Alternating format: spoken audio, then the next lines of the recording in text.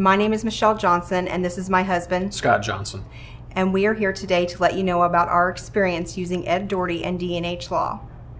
In May of 2010, our child's school had a carnival. We went to the carnival as a family on a Thursday evening. Everything was fine. At the beginning, we had played lots of games, talked with friends. Our kids had a great time. They had several games down the hallway. We proceeded to play those. They had snacks. We stopped at the snack bar. And at the end of the carnival, we went into the gym. They had several inflatables set up there. Zach played in several of those, and everything was fine. I really did not think that there was anything unsafe about them at that time. However, there was an obstacle course on the back side of the gym. It consisted of 2 pieces put together. Zach went through the obstacle course several times with no problems. He did ask when we were ready to go if he could go through one more time. As parents, we didn't want to disappoint him, so we let him go through one more time. On the last time that he went through, everything was fine until he got to where both pieces were put together. He climbed onto the second piece and climbed up to the top. Unfortunately, he lost his balance, fell backwards, and became trapped in between 2 pieces of the inflatable. One of the little boys at the top of the inflatable saw him and yelled that there was a little boy stuck underneath the inflatable. Everyone jumped into action. At first, I didn't know it was my son until I saw him being pulled out, lifeless, and laid on the floor. When I realized it was my son, I didn't know what to do. Everything happened so fast. Someone called 911, and all I remember is the gym being very quiet.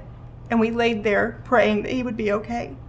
911 arrived, and they loaded him into the ambulance, and they asked if I wanted to go.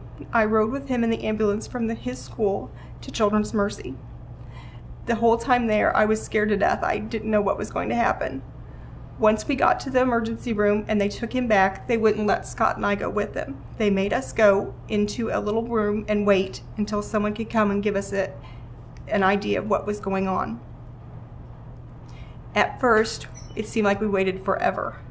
Finally, a nurse came in and let us know that our son had to be ventilated and that they were going to be taking him up to the PICU unit in Children's Mercy Hospital. We went up to the PICU unit and stayed in the waiting room for again what seemed like forever. Finally, a doctor came in to let us know what was going on with Zachary. Apparently, he was unresponsive and had to be ventilated in the emergency room. They let us know what to expect, that we could go back and see him. We did ask about a prognosis and what we thought that they were going to be able to do. Once the doctor told us that he was stable and let us go into the PICU, we weren't prepared for what we were about to see. We walked into the room and Zachary had several poles and IVs hanging from him. He was on a ventilator and his chest was moving up and down rapidly. When he fell and hit his head, he suffered a concussion as well as a skull fracture. He also had suffered hypoxia and had bruised lungs. He had several bumps and bruises, and to this day does not really remember what happened, which I'm very fortunate for. When we got home, I stayed with him for the next week. The first day that we were home, after I had gotten up and gotten Zachary settled for the day, the doorbell rang.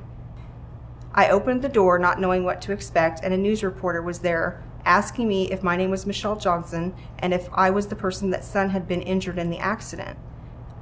I wasn't sure what to do, so I contacted Scott at work and we decided that maybe we needed to find someone that could guide us through this situation. The only thing I wanted to do was take care of my son. Through a referral, we contacted Ed Doherty at D+H Law. Once our meeting with Ed was scheduled, we met with him at his office up at Zona Rosa. Ed asked us about the story.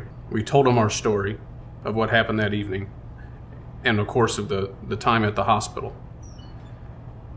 After we told him, Ed was wondering, first of all, how our son was doing.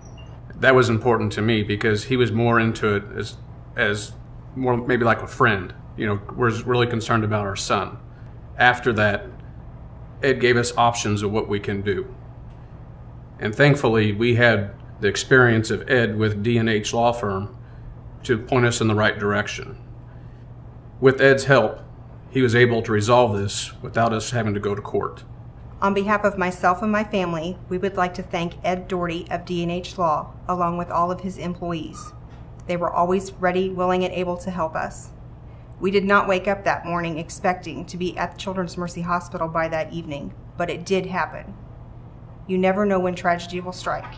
If you yourself find yourself in this situation, I would highly recommend that you call Ed Doherty of D+H Law.